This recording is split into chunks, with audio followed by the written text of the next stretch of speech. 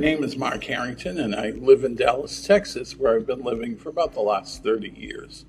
I'm the author of a weekly column that's published by BioNews. It's entitled Together. I think one thing to understand about MG fatigue is that it's completely different from ordinary fatigue or from being tired. I have two thoughts about this. One is, we don't have the difference in the English language that we make use of between being tired and what other languages would consider fatigue. For example, in French, you can be tired, but you can also be épuisé. You're tired, it's fatigué. If you are worn out and cannot move, it's épuisé. This came home to me very clearly when I was first diagnosed. At that time, I almost was embarrassed because I felt like, I'm ruining the day for everybody else.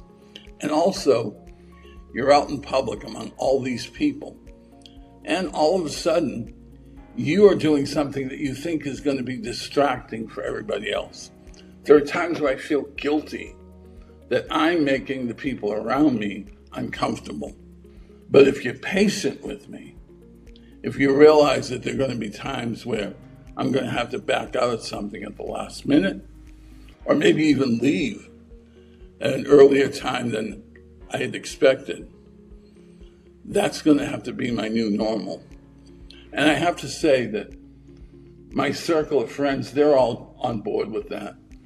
And they know that, at any time I may back out or I may have to leave. And knowing that they know that and are comfortable with it is really a good feeling.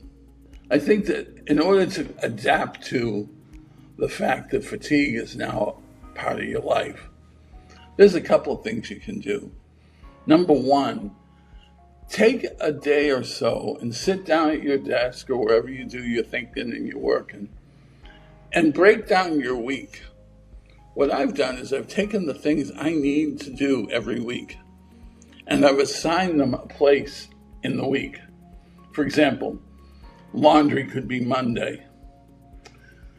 I prep all my meals for the week on Saturday and Sunday so that during the week I don't have to put a lot of energy into getting that done. What you can do is take the things that need to be done, put them in a schedule, and stick to it.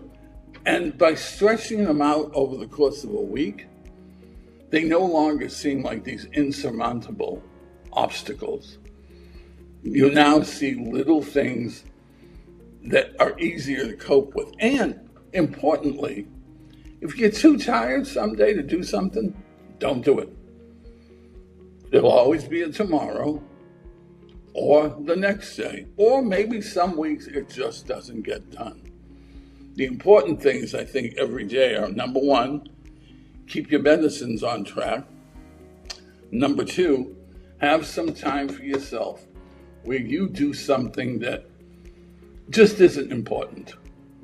Whether it's reading a book or sitting in a chair doing nothing, go outside with the dog and toss a ball or just have him or her sit there with you. But you have to take control over your days. I know when I was first diagnosed, for quite a while, it felt like everything was out of control. But once I realized that there were things I could control that would give me peace of mind, I was better able to cope with the illness. Because there's one thing about this illness and other rare diseases. You don't know when the curveball is coming. You don't know what day something's going to come along that you just didn't expect. Take care of yourself, first of all. Take inventory of where your energy levels are and act accordingly.